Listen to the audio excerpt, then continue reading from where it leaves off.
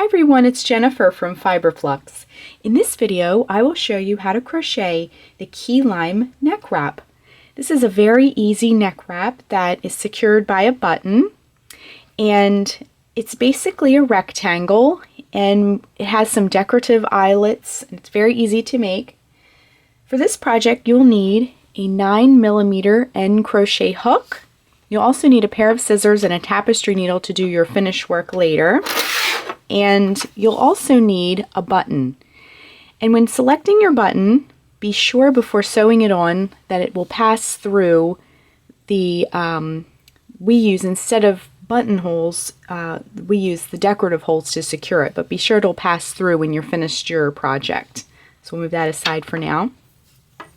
And the finished length and width of this project is 18 inches long and 7.5 inches wide with the number of cast on stitches that we used. So to get started, I wanted to also mention I used one skein of Lion Brand's Hometown Solids, and that's about 81 yards, and I used the full skein. This is the Monterey Lime colorway, in case you're wondering if you want that key lime color, but it does come in a lot of different colors. And I also wanted to just add as a side note, this is the solid. They come, the Hometown USA solids, but it also comes in some tweeds and some prints. And some of those have a shorter yardage. So if you do choose some of the tweeds or prints, just double check the total yardage on the skein, on the yarn label. You may need to use some more yarn, or you'll end up with a shorter neck wrap. So let's start. We're going to begin by putting a slip knot on our hook. To make a slip knot, wrap the yarn around your fingers and make a loop.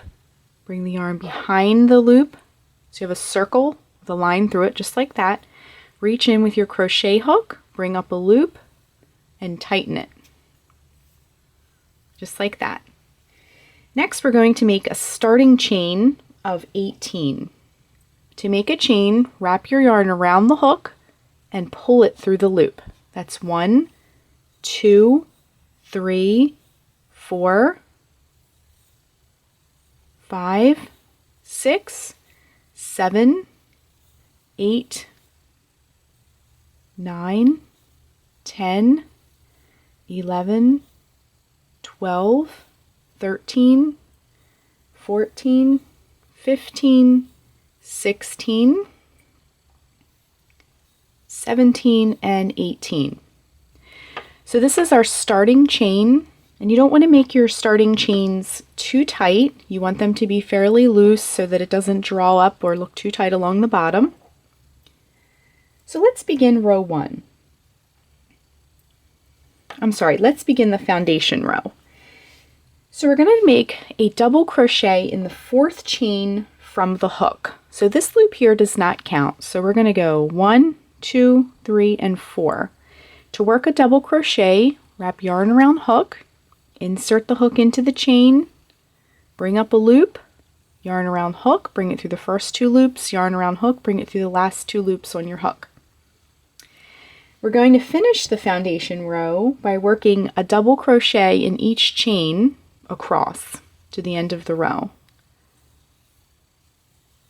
So we'll just work a double crochet in the next chain, double crochet in the next chain. We're going to do that all the way across. And I'm going to pull some yarn out. These patterns using a large hook and bulky yarn use up a lot of yarn quickly. So it makes for a lofty and warm piece when you're finished. So again, we're just working double crochets in each chain all the way across.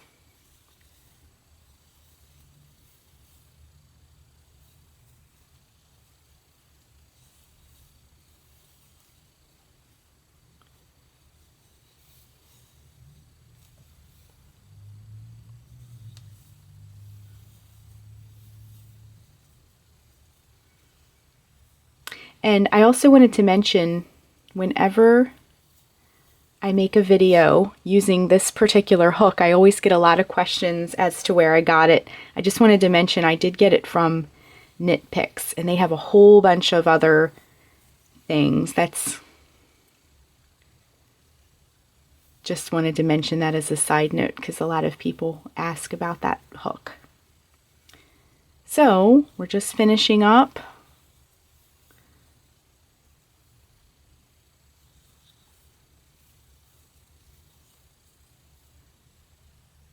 And then we're going to just put a double crochet in the very last chain. So this is our foundation row. And as you can see, because of the bulky yarn and the large hook, you know, you get a lot of height very quickly. So let's move on to row 1. So to work row 1, we're going to chain 3. 1, 2, 3, and turn our work. Then we're going to work a double crochet in the first space. The pattern is written to make the stitches in the spaces. These little holes here are the stitches, but in between the posts down here, these holes are the spaces.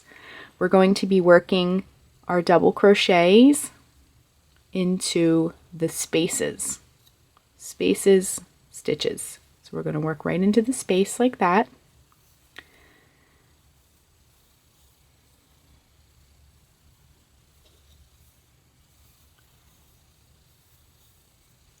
And we're going to do that all the way across in each space to the end of the row.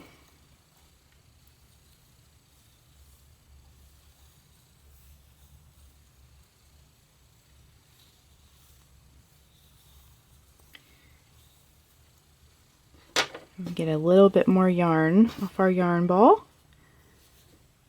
There we go. Okay. So we're just going to continue working into the spaces.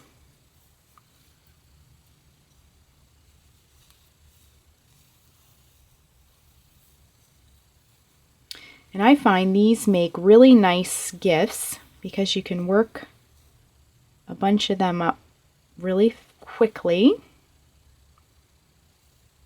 and you can make them in the recipient's favorite color as well. And this yarn is machine washable, which makes it easy for gift giving because it requires no special instructions.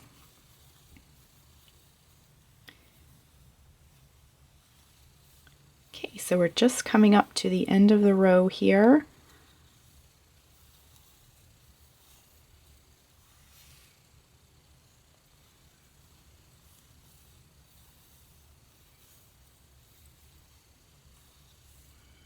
And you'll want to work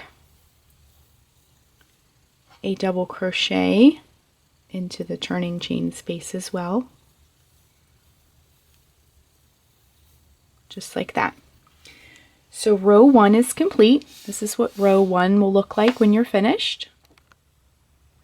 The next row, row 2, will be our eyelet row. So to go into row 2, we're going to chain 3, 1, 2, oops, my yarn split, and 3, and we're going to turn our work. We're going to work a double crochet. Again, we're working into the spaces. We're going to work a double crochet into the first space.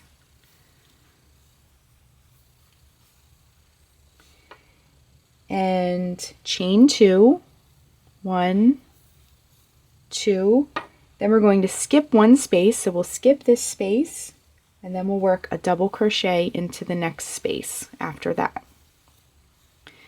And then we're just going to continue, and as you can see, we have our first little eyelet. And we're just going to continue this sequence all the way across. So chain 2, skip a space, in the next space, work a double crochet. Chain 2, skip the next space, in the space after that, work a double crochet. Chain 2, skip the next space, in the space after that, work a double crochet. chain 2, skip the next space, and in the space after that work a double crochet. Chain 2, skip the next space, and in the space after that work a double crochet.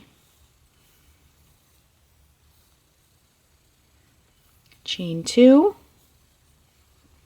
skip the next space, and in the last space, which also happens to be the turning chain space, we'll work a double crochet. Just like that. So our eyelet row is complete. You can see how that looks. Let's move on to row 3. To work row 3, we're going to chain 3, 1, 2, 3, and turn our work. And then we're going to be working in these spaces here, all the way across. In the written pattern on the Flux blog, these I refer to as the chain 2 spaces because the top here was the chain 2 from the previous row. So for row 3, we're going to work 2 double crochets in each one of these spaces. So 1 double crochet and 2 double crochet, just like that. And the next space we'll work 2 double crochets again.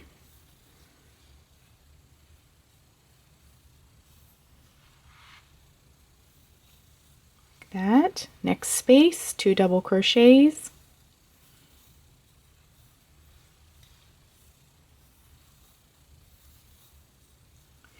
Next space, 2 double crochets. My yarn's following me across the table here. And 2 double crochets, 2 double crochets in the next space.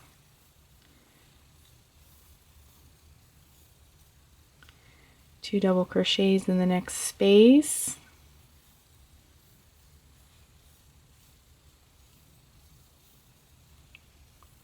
Our last chain 2 space we're coming up to. 2 double crochets. And then we're just going to work 1 double crochet in the turning chain space to finish off row 3. So when you have row 3 completed, it'll look like that. Okay, let's move on to row 4. To work row 4, we're going to chain 3, 1, 2, 3, and turn our work. And then we're going to work a double crochet in each space. Same way we've done in each space. And these are the 2 double crochets from the previous row. You're just going to go right in between those. We're going to consider that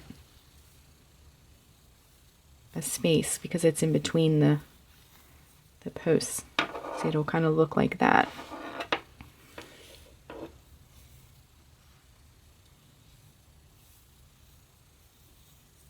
Okay.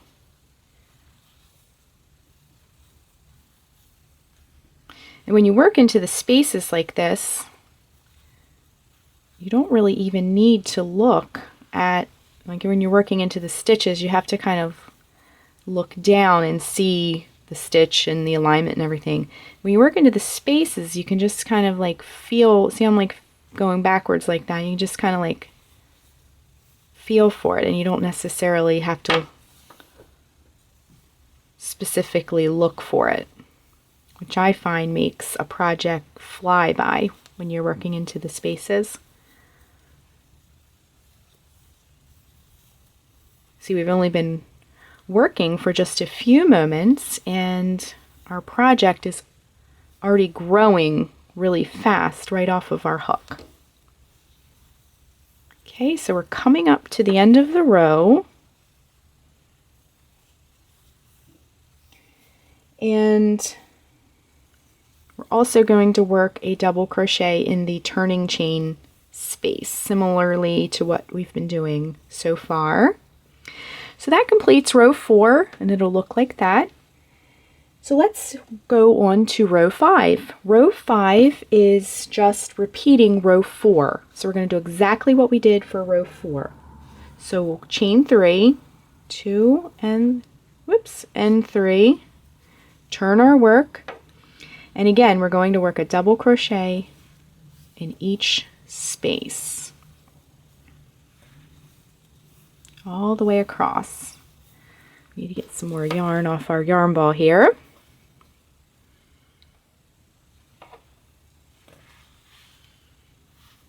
And we're just going to do the same thing all the way across. And this is so easy to do, and that eyelet gives it just a little bit of interest.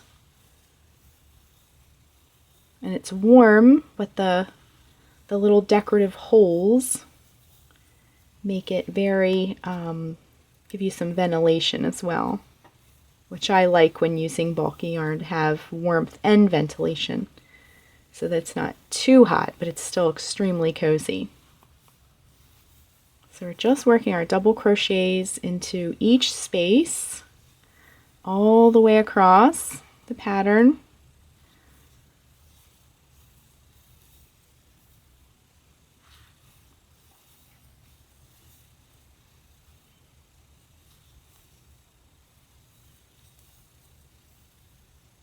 And in the turning chain space as well. So to finish your key lime neck wrap, I'll take my hook out. This is what row 5 looks like. So this is a full repeat of the pattern.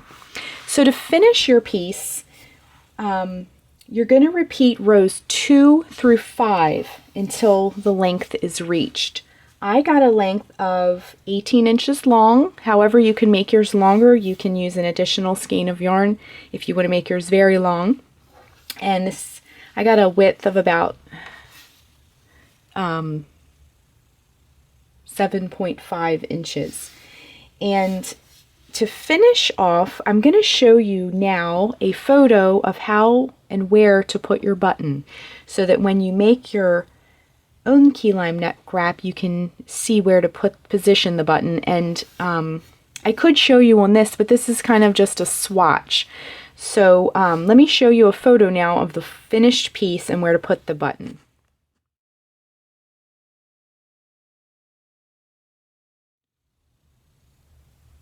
So now that you've seen where to place the button, I'm just going to stick one right here just to show you really quick how to sew it on. And you want to make sure it can pass through and not get stuck. And you'll thread your tapestry needle with a little tail just like that. Place your button and then come up from the back.